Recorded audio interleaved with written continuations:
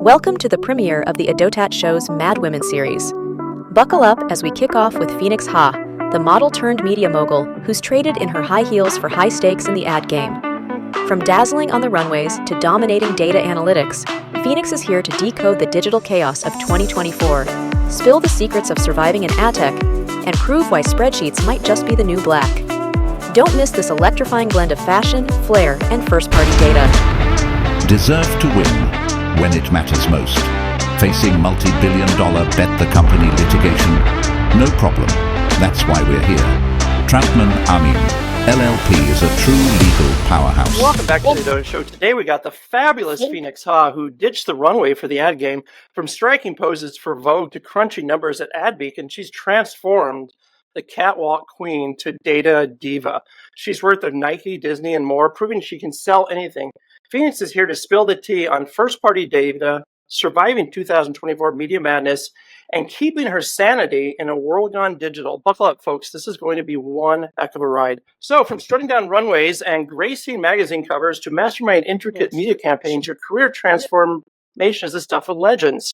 What made you want to do it? Was the lure of spreadsheets over spotlights? You know, just me and spreadsheets. How could I not? No, actually, it fell in my lap. If you would have told me however many years ago that I'd be in data, I'd probably laugh in your face, right? I was a model. That was my thing. But you know what? When you become obsessive over something and you just, it's one thing to want to do something. It's another thing where you have to. You just can't focus on anything else.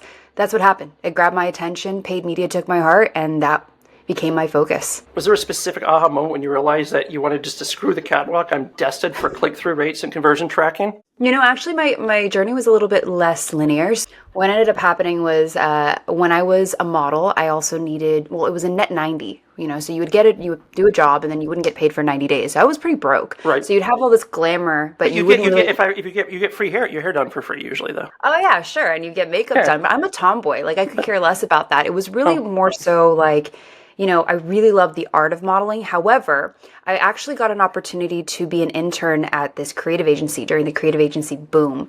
And I thought it was so cool. And I worked with, like you had mentioned, Nike and Modelo and all these really big brands. But from a high level, we did experiential marketing. We talked about billboards and what the feel good, you know, vibes were going to be for the campaign and the strategy. And as much as I love that, it just didn't have like a tangible, this is how much money I brought in for the business. It was just more of these numbers in the sky that it potentially could bring. So that wasn't enticing enough. And then when I heard about paid media and learned it, I'm like, whoa, I can see a direct return from what we're putting in. That was the addictive part. So, you know, it went from one side to the other, but that was kind of the aha moment when I acquired the brand Brixton under my media belt. And Brixton really challenged me. They were the first company that made me sweat on a call.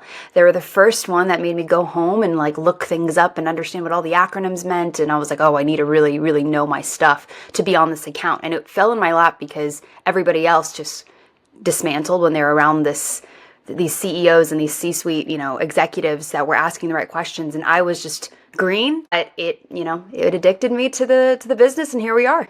Tired of ads that make you want to gouge your eyes out? So are we. At Origin, we've remastered TV advertising to actually capture your attention and deliver real results. Ditch the same old, and elevate your brand with dynamic, captivating ad experiences. Expect better. Expect Origin. So did your background give you any leg up on the cutthroat world of media buying? Yeah, so I'm very lucky. I'm very blessed. I realize our world is full of data nerds, and I will, say that I'm a data nerd as well. However, I do have the benefit of having a creative background. That's where I started. I started with the scrappy mentality of creative and how to draw attention and qualified traffic without one ad dollar, and being able to do that and have a very limited budget and then do experiential marketing events to draw in the right crowd made me think outside the box, which again, not many people do in paid media. They go onto YouTube or they learn some course, they know the funnel strategy, and then they execute. Very seldom do they go past that. Very seldom do they push past that. They look to the executives in creative marketing for what that's going to be, and then they just execute for numbers. I am, able to merge those two worlds, which I believe is going to be that really nice up edge I would say, trait for the media buyers to come. Do you ever miss the days of bad lighting instead of bad metrics? You know what? Sometimes, yeah. I wish there's moments. I think a lot of executives, and I'd love to hear if the listeners feel the same. You have a really hard day and you come home and all you want to do is like work with Legos or something brainless and easy.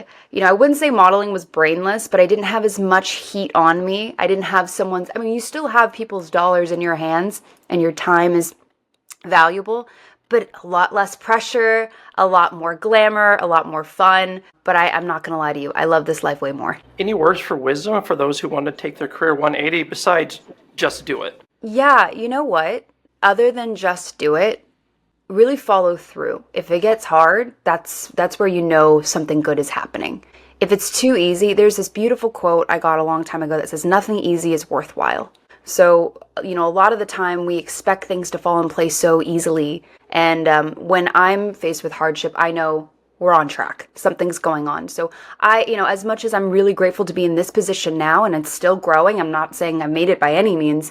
There were a lot of days I was on the ground in a fetal position crying, and my now husband's like, it's going to be okay. We're going to be okay. But yeah, just other than just do it, pull through, have endurance, perseverance. Is there any tweak of your journey that you'd like to change, or do you think every stumble and triumph was crucial? I think every stumble and triumph was critical and crucial. One of my favorite stories ever was, it's embarrassing, but it's extremely helpful, I think. I was, I was basically the interim marketing director of Supra Footwear, which is a skate brand. They were acquired by K-Swiss Global Brands. I was like 23 years old. Get green, no business being in that position at all. I had watched my mom, who's this very successful businesswoman. All she was doing was yelling at people, love her. But that was like old school business. That was leadership back then, was to yell, scream, kick to get your way. So, I wanted to mimic that. And I yelled at our PR firm because they made a giant mistake.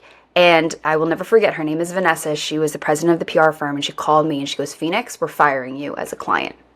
And I was like, what? Can you do that? And I didn't even know you could do that, right? You always thought the customer's always right. I'm paying your bills. She's like, no, you don't get to treat or speak to any of my staff that way. And that was the most humbling moment of my life. I've never spoken, because that's not my character. This is a character I was trying to portray, to be a leader. And that was the best moment ever. So embarrassing, because that's grotesque to be that type of human. But it was such a great moment to realize, you know what? Nah, we're going to do it the right way. And it was a very big pivotal moment. So I wouldn't take anything back. It's those types of, I think, experiences that shape who you are as a leader. What positive things did you learn from your mother, though? So many. So my mother, I've shared this before, and I'll share this with this group here, and I think it's really valuable. My mom is a refugee from Vietnam. We're Chinese, but our family is born in Vietnam, or she was born in Vietnam, rather. And she came here when she was 16 years old. Her brothers went via ship. She went via plane as a refugee. The plane was shot down. And wow. Yeah, and they ended up going to an island. And then Camp Pendleton, or the U.S. naval ship, went and picked her up, and she was a refugee in Camp Pendleton. She bribed a family because she knew at the time that if she was a very beautiful, strong woman by herself. She knew that there was a risk of human trafficking, prostitution if she was by herself, of kind of just a dangerous area and arena. So she actually bribed a family, gave them gold, and said, tell them I'm a part of your family, get sponsored out, and you'll never see me again. She did that. She was homeless for a few years. A church took her in San Diego. She actually started sneaking into classes at UCSD. She started getting to know different doctors and different lawyers, and realized there was new money coming in from Vietnam and China. She spoke those languages. She taught herself English. And fast forward, she became a millionaire before 30. She built up businesses. She built a referral business. She sponsored her family to come back. She found them all, and she's a very successful woman to this day. So I look at her as my hero. She's incredible. And every time I have any issue with business, I call her up. I'm like, what would you do? So a lot of positives. That's a wonderful story. How does she see your business? Does she understand it, or? Would be lucky. I mean, even when I was modeling, I don't think she really understood it. Or she just strategically did not want to fill my head to be as big as it possibly could. She's just the humility thing. But she's really proud of me, but I don't think she has any idea what I do. I think she thinks I work for Meta at this point. But I just let her believe it. She's really, really proud. I don't know what she's proud of, but she's proud of her daughter, right? And she's just like, yeah, she has a website. I'm like, this is great. But yeah, she's very excited for what's to come. So moving forward, AdBeacon has been a total game changer in the digital advertising world, especially post iOS 14.5, where tracking took a new nosedive. What possessed you to dive headfirst into the murky waters of first-party data and create AdBeacon? Yeah, so, the best businesses that are built, I believe, are the ones where there's a need and you need to fill it. And it wasn't, I keep on hearing that. We've been talking about that on the show, I think, for the last several months. It was brought up in one of our last shows that ad tech needs to address needs. It just can't have fancy words and buzzwords. So what do you address? We address what media buyers need. So I'll start from, I love stories because I think they're the best way to explain, but I'm a media buyer, right? First and foremost, I love media buying. So right when iOS 14 had first hit, I was the director of paid media for an agency in California, and I managed a pretty large book of business, and I managed a team. And then when iOS 14 hit, it felt like it just directly hit me first because I lost 40% of my book.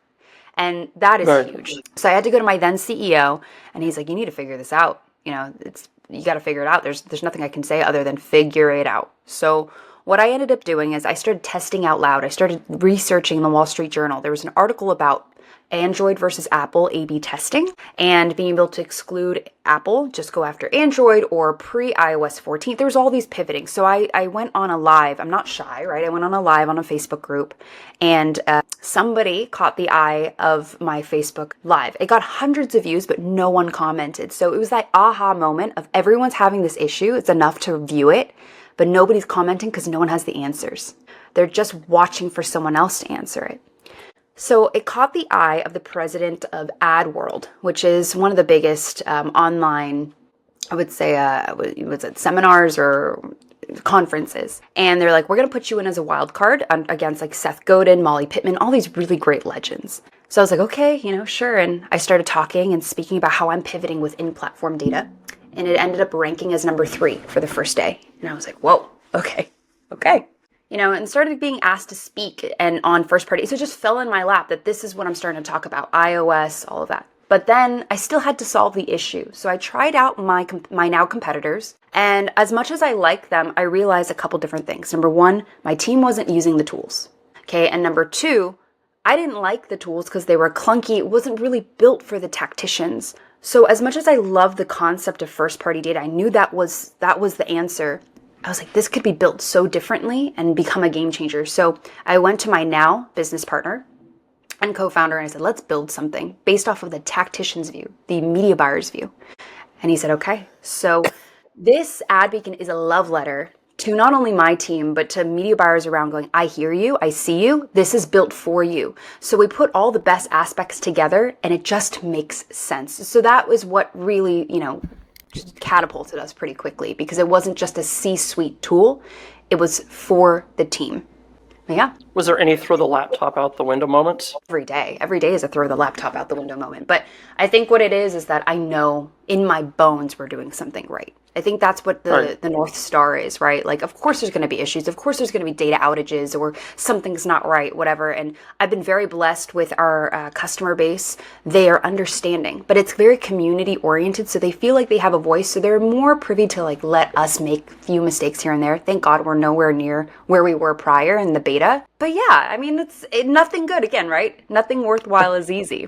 So yes. So do you think advertisers are finally seeing the light and embracing first-party data? Or are they still fumbling around in the dark? I would say that 60% of my job is education, which is really fun because I love education. I teach at CLU, California Lutheran University, digital marketing. I love speaking. Where you graduated from?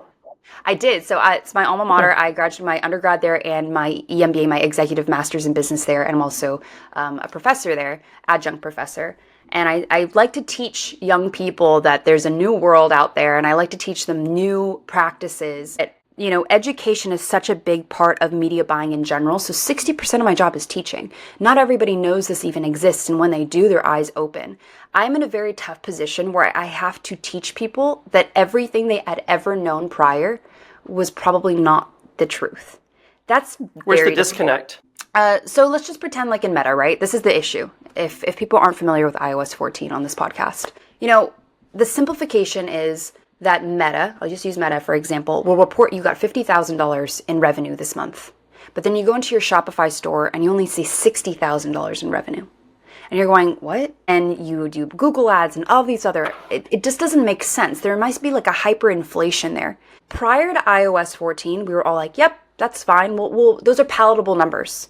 And especially agencies were like, we just want to give you the best number possible to report. But no one really dug in. What we quickly realized after iOS 14 is there is a hyperinflation of numbers, and there's a multitude of reasons. There's this concept of attribution, which just means who gets credit for a sale within a given amount of time. So Meta's going to want as much credit. Google's going to want as much credit. Pinterest, whatever it may be. So there's so much crossover, and it's reporting basically if you add it all up, you're a millionaire. But in reality, you only made $60,000. So What I do is I strip it down. And everyone's claiming credit. Everyone is claiming credit. Is that on purpose, you think? Like, they just want to claim the credit and say, hey, we're the ones that really did it? I think they're doing their best. The question is always, why do you think AdBeacon is smarter than all the money that Google has or Meta has? And I say, that's not the conversation we're having. The conversation we're having is that there's data restrictions and privacy. They have been slapped on the wrist for a lot of reasons, and they don't have the ability to track the way that you can with first-party data. That's number one. Number two, they're a business. They want you to spend more money on their platform. Psychology is very simple. What would you do? Right? Efficacy, so you want to do your best. I'm not saying that they're lying by any means. I'm just saying that there's a way to inflate the data that says, hey, if you viewed my ad within a day, I'm going to get credit. What is a view? What does that even mean? So you have to make the right decisions as a business owner and as an executive to go, which one are you going to fall under and what are you going to make decisions off of? And for myself, it's clicks, something tangible that I can prove. So can you share a knockout success story where AdBeacon's magic turned things around for a client, taking them from digital despair to advertising euphoria? Yeah, I can go broad and I can go detailed. Broad is, I actually did a beta test of 40 accounts. So that agency that I worked for, I used them as a beta. Luckily, everyone agreed. I used 40 accounts within 90 days. And in that 90 days, I did the media buying, but I only utilized AdBeacon data, first-party data via AdBeacon. I did not use any of the data from all the other platforms. And I saw a significant rise. It was different from each brand, right? And I did a case study on each, but there was a significant spike within an average of 3 to 4 week period of time where now we're starting to see rises in not only return on ad spend, but also profitability, okay? If I want to speak directly to a specific brand, a best use case is this. There was an apparel brand I work with, and they wanted me to shut off specific ads because it wasn't driving sales to the SKUs we were promoting. So let's pretend I'm wearing this or this necklace, and I'm sending people to the product page of this necklace. There's no guarantee that those people are going to buy this necklace. They could browse the website, they could buy other things. But with AdBeacon, I was able to show what people were tangibly buying. So I was able to optimize landing pages for what they're most likely going to buy, reduce the friction points, and give the clients what they actually wanted to buy. And in doing so, we reduced cost per acquisition by 30%. Retention was higher, lifetime value was higher. And the reason why is now you're no longer just giving them things you think they want to buy. You're giving things that the data is saying they are going to buy. And then we were able to create upsell flows based off of the aggregated data we had been storing for however long to do a very, very strategic upsell flow via Klaviyo or your marketing automation at the lowest cost possible. So we're just reducing costs every which way, but we're also creating a very curated buying environment for the customer, which is what you need to do in the years to come, rather than just spray and pray. You think curation is the future? Absolutely. Absolutely. You have to think about it like dating. I think media buying or just marketing is like dating. You could just go and swipe on Tinder and yeah, you might hit a win here and there. But if you really put time and effort behind the dating process and giving them attention and really listening to what their needs are and pouring into the relationship, that will last a lot longer. Lifetime value is the game changer now. Right? And in order to increase that lifetime value, personalization and customization is going to be the route there, right? So for you, Pace, if you're going to buy from, I see a saxophone behind you, and you know that you want to buy from them because you have brand loyalty to them. Why is there brand loyalty? And what are they putting in place for you to feel like I'm going to buy from them and not from somebody else? Right. So that exclusivity component, that customization and personalization, game changer right now. So what's the biggest misconception you think advertisers have about first-party data that you wish you could debunk with a snap of your finger? That it's different. Okay, there's the first misconception is this: what's the difference between first-party data and GA4, right? Because everyone knows Google Analytics, and then now we have GA4, so like, what's the difference? Okay, my first thing is, what does Google favor? It's in the name, GA4, right? Google favors Google. So I like to call it channel bias. So we like to say AdBeacon is channel agnostic. We don't care who gets the credit. We just track it and show you, okay? So that's number one. The second misconception is that first-party data is like this separate data in the sky that doesn't, like, it's just this ominous thing. First-party data is your data. It basically says, if your Shopify number says X, then that's the only thing we should be looking at. We shouldn't be looking at anything else other than what you put in your pocket. We're just going to showcase the whole customer journey that led to that revenue. So we're not inflating the data. We're not creating a whole new subset of data points. We're relaying it back to your store. So first-party data is your data. It's the most accurate you can possibly be legally. So in 5 years, where do you think the role of first-party data in advertising will be, and how do you envision AdBeacon evolving to stay ahead of this curve? Yeah, so I think if you're going to say you're an attribution platform, you're going to be far behind. Attribution is just one part of the whole mix, right? We never thought it was a problem until iOS 14. So what I like to say is, how are you creating a world where everything is one place, where you can start to increase things like lifetime value? So attribution, like I said, is just one part of it, and that's how I'm getting ahead of it. And also the implementation of AI. I don't love what we are seeing in AI, and I know that we'll probably speak on AI a little bit later, more in depth. Next, actually. Perfect. So maybe if you want to segue that in. So we can move right into it.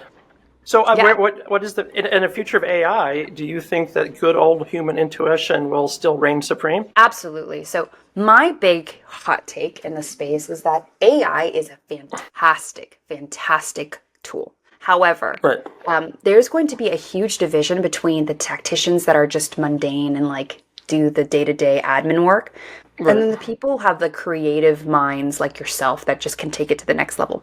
It is going to separate them like never before. It's going to part that sea pretty quickly. There's going to be no in-between. It's going to replace the people that want to do the bare minimum because it can do that for you. But the people that have the brain power to think outside the box, to creatively conceptualize strategies that no AI could, it's going to do all the work that's taking their time away from pushing to the next level. So what I'm saying is, with AI in applicability to AdBeacon, is there are so many AI tools and widgets right now that say, congratulations, this campaign has the lowest cost per acquisition. Consider spending more money in this area. And the way I look at that is, that's lazy media buying. That is just like the base level.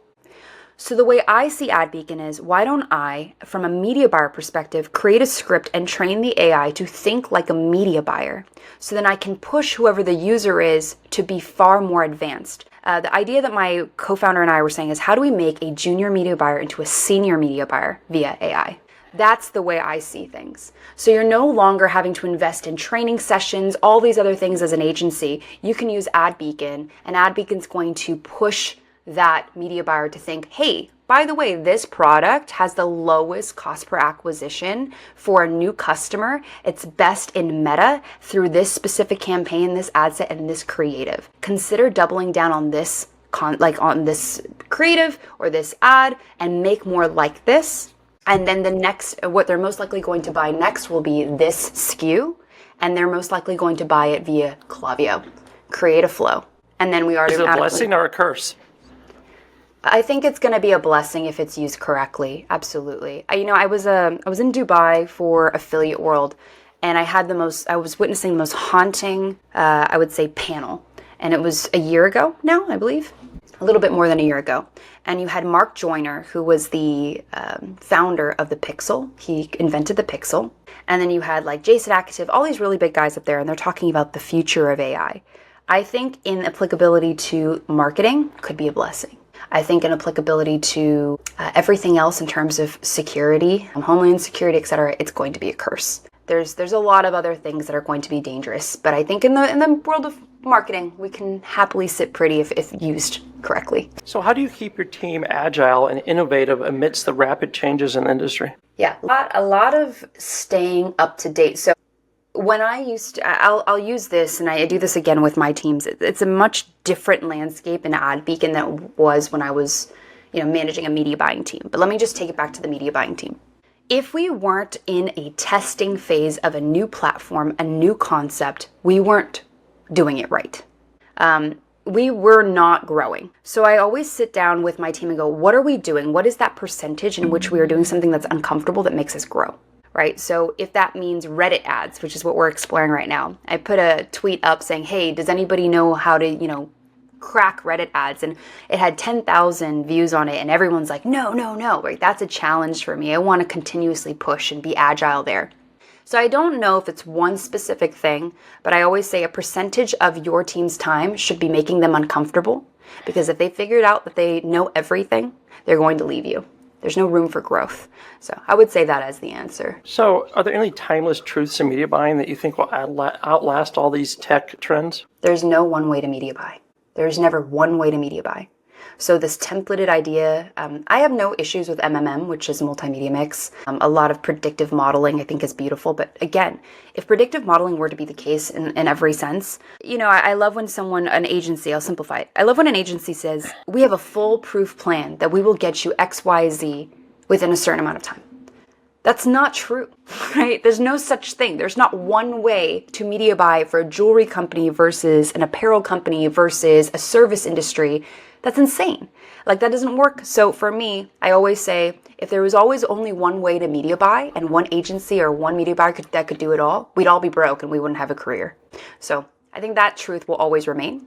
We just have to evolve. Yeah, so you're a rare breed. You're someone who blends creativity with hardcore data.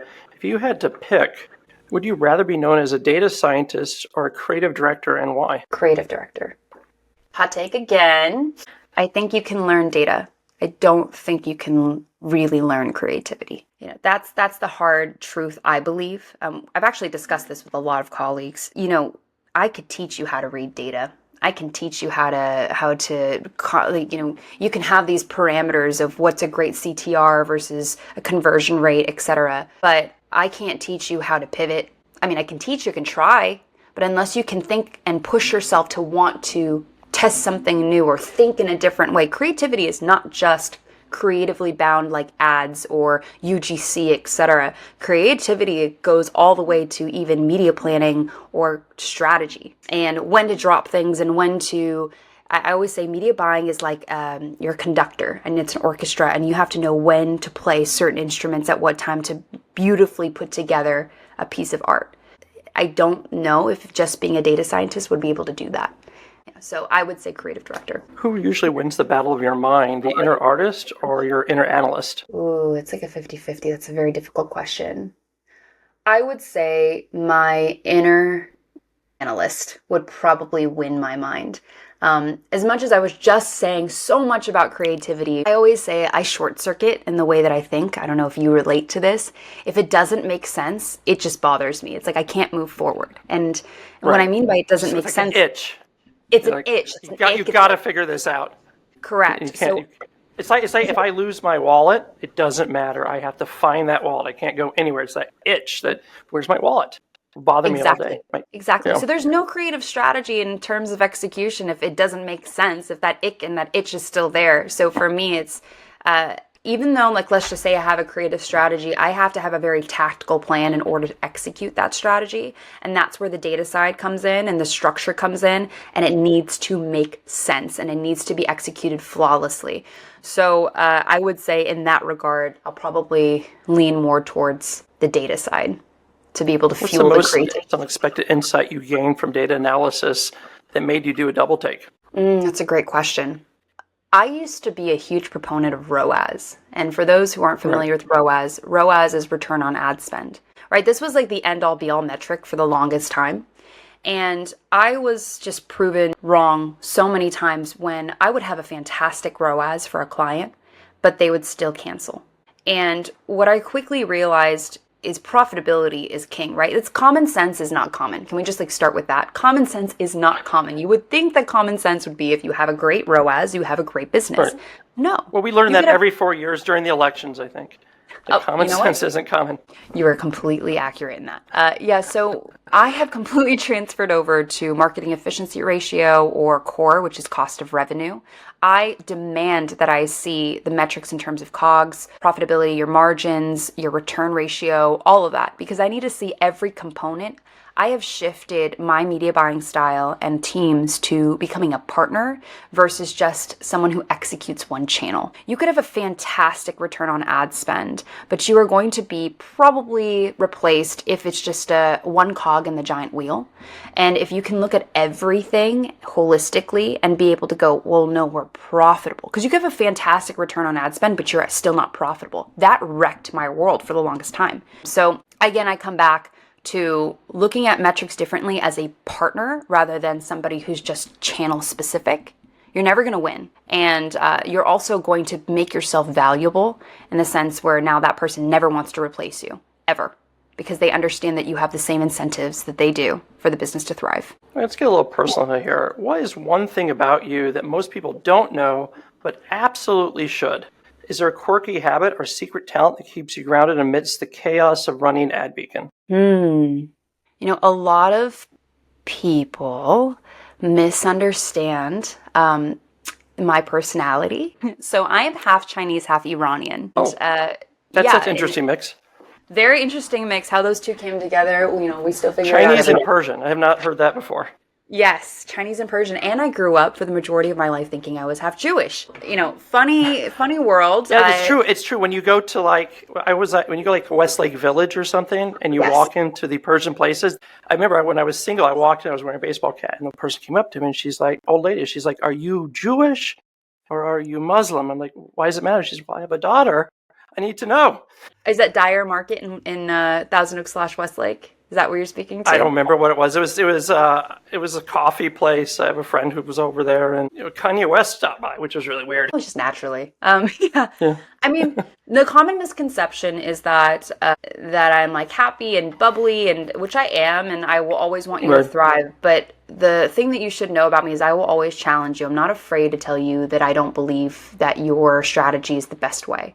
And it is not to criticize, it is literally to challenge. Again, that short circuit that we were just speaking to before of, no, I don't understand that, explain it again. I have this weird, I would say, character trait that I think is also probably the reason why we're where we are today. If it doesn't make sense, I will not do it, right? And that has caused a lot of waves in the space, but it has also brought so many other people to ask more questions. You know, there's all these gurus in the space that will tell you this is the one way to media buy, this is the one way to do things, and then they accidentally ask me to be on a podcast, and I will challenge them. Not aggressively, but just truly have this battle of the minds, and something will come out of it. So I want to just let you know, I might come off really sweet, and I am kind, I really am, but if you want to be challenged, let's go. This is the best way to grow. Agreed. So do you have any rituals or practices that keep you stay both creative and data focused? Like, do you meditate over metrics or find Zen and Z-scores? Find Zen and Z-scores. I like that. No. You know, actually, my Zen, and I actually alluded to this earlier, is, you know, if you're really obsessive over something, I don't think you necessarily need a ritual. I think you're going to do it regardless, however, which way you do. But I do think it's important to decompress at the end of the day. And I have found so much strength in that. So at the end of the day, because I used to go all the way through the night and then wake up again in the same headspace, and it would exhaust me. My adrenal glands were just shot. So what I do now is I make sure to either knit, do Legos, start making bread. I actively pull myself away from data, pull myself away from AdBeacon. So then I do something that just works a different side of the brain. And it actually gives me space to be better. It gives me space to think in a different way. And if you keep thinking that your ritual and the same act keeps getting you in the right direction, I would challenge you to say, okay, but you're going to be in the same company all the time, so you're never going to think outside the box to challenge that side if you just keep staying within that lane. So that's what I do. Yeah, I've been learning sourdough. Actually, after this, I have to go make sourdough challah. During COVID, we couldn't find anything to make it rise, so I turned to sourdough, and now I love it. It's better for my stomach. Did I ever tell you about me making, like, how I went viral on TikTok and it was like a total accident? The reason why I mentioned this is also had a sourdough moment. This is again a beautiful testament to what you just asked. I had lost my job at a brewery. I don't even drink, really. I don't even like to consume alcohol. But I worked at a brewery because I needed money, and at the time I was going through a lot. And they closed because of COVID. So we're unemployed. I'm sitting there, and I got a TikTok, and I just started talking on TikTok about a grapefruit and lemons. Don't ask me. It's like the dumbest thing in the world, but it ended up going viral. So it hit 1.1 million views. And then I kept talking about it and started hitting more millions of views. And then I started getting really, really addicted to this idea of like testing out new theories, new things. Again, back to the point, if you just stay in your lane and you don't do something silly, you don't do something completely outside the box, you'll never know. My TikTok is an active case study of how you can use hooks in organic to sell out things quickly. So we were able to sell out probiotic yogurt. I wasn't even a partner. We were able to sell out alcoholic popsicles. Funny, because I don't really drink alcohol, but it was funny. My tattoo artist, I talked about him in a story. That went crazy. He booked out for the rest of the year. There's all these things that we started doing, and it was this silly side project that I would have never done if I wasn't unemployed and sad, right? Right. And now you're making sourdough challah, which could be your next side project. You never know. Or it could spark an idea for something else. So I think it's such a beautiful thing to flex a different muscle rather than just stay focused on one. So is there an Obi-Wan Kenobi to your Luke Skywalker? Yeah, my husband. My husband is the best. So my husband's a winemaker. And oh, wow. Where are you guys located? We're in Moore Park, California. Okay. So actually, right after this podcast, we're going to Orange County. He's on a very exclusive panel to judge wine. So he's judging he judges 300 wines a year, and he just sits there and dries out his palate. But yeah, my husband is my best friend. He saw me when I was broke and didn't know what to do with my life. He was there when I first interviewed for my first job in paid social and was terrified. He helped me, he encouraged me while I was getting my EMBA, while I was totally broke and had no business getting an EMBA. He watched my first speaking event all the way till now, right? He's been my best friend, my encourager, and he's pushed me to the top. But he's also challenged me. Somebody who's Is he there right now and you have to say this? No. Oh, okay. If anything, you should put this on a billboard so he knows how much I appreciate him. But no, my point is that he's not in this world, but he's pushed me to be better in this world. So he's my Obi-Wan Kenobi. Sounds like a great partnership. Yeah, it's awesome. Really, really cool. If you could have dinner with any 5 people, dead or alive, who would they be and why? I get this question a lot, and it would only be my family and the people I love. I don't know about you, but have you ever had this idea of somebody who's so great and you're like, I wish I could meet them, and then you meet them and they fall short? I don't know if you've ever had this before. I met Sting and I liked him. I thought it was awesome. Okay, well, good for you, Sting. That's my biggest story. I tell all the time is going to the first Police reunion concert in Madison Square Garden, sitting next to his wife. It's actually an awesome experience. I think that's amazing. So we know exactly who Pace is going to bring, Sting. I would say the only other person I haven't met that I would probably bring would be Billie Eilish. I love the way that she thinks and the way that she makes music. I'm a huge music person, and just her lyrics and the way she sings. But truly, a testament has been, I've always thought that this, mentor, this whoever I put on a pedestal was going to be amazing. And I've been very, very blessed to be able to meet those people. And while they're great, they're not as great as I put in my mind. And the people that have been great, I've been very grateful to have incredible people in my circle. Great advocacy, great value, great genuine people.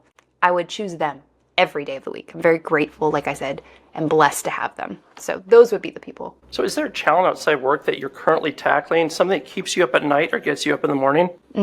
Outside of work, no.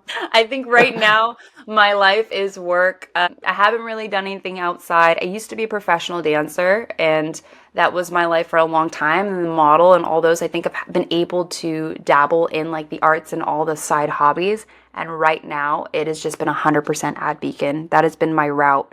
So right now I don't have time other than the little things that I was telling you about, like making bread, and no. Ad Beacon is it. So, but what is the one personal goal you're most excited about achieving the next year? Or something that's on your vision board, perhaps? I want to sell Ad Beacon and exit to a partner, or whoever does that acquisition is going to take it to the next level.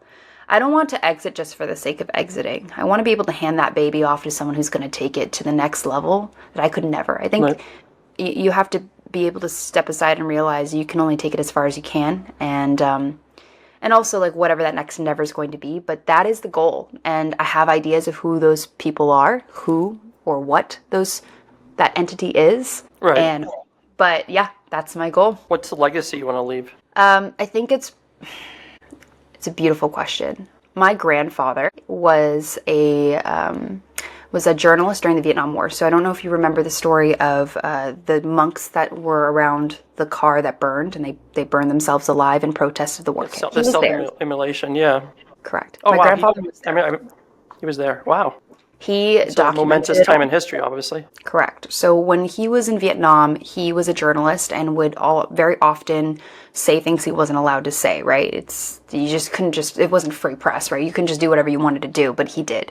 And he would be pulled out of the house and tortured, and it was just one of those things where in our family, it's very important to do what's right, whatever our right is, and to speak out and to never just stay within the gray area. You're able to speak up. So my legacy has always been, or I hope it's going to be very similar to my grandfather's, is to speak up, to really push towards a greater or next level of height, whether it be career or whatever it is. Be uncomfortable, say what needs to be said, and also to set up my family with generational wealth to be able to do more for those who are in need. So my husband and I have always said that our family and our table, or when we were going to make a home, so that's actually my vows, is to open up the table to anyone who's in need, for those who don't have families, for those who don't have anything, and we also want to adopt. So it's a hard thing to say what exactly that legacy is, but I guess if I could summarize it, it's to be more than you ever expected yourself to be and to give more than you receive. Wonderful. So before we go, I always like asking people, if you could send yourself a text message when you first started in industry with some advice, what would you tell yourself? It's going to be okay. You're fine. Stop being so dramatic, right? Well, folks, that's a wrap on today's whirlwind episode of the Attatat Show with the indomitable Phoenix Ha. From catwalks to crunching data, Phoenix has shown us that the only constant in media is change, much like her career. Hats off to Troutman Amin LLP, the legal eagles who navigate the murky waters of advertising law, ensuring that while the rest of us are playing in the digital sandbox, we're not kicking sand in anyone's face. And of course, a huge thanks to Origin, the wizards behind the curtain of CTV advertising. Their innovative zero-code CTV ad formats are transforming the way brands connect with audiences both in the living room and on the go. Visit originmedia.tv for more info.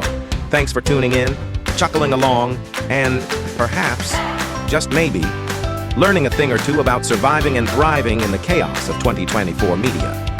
Remember our mantra: stay curious, stay bold, and know more than you did yesterday.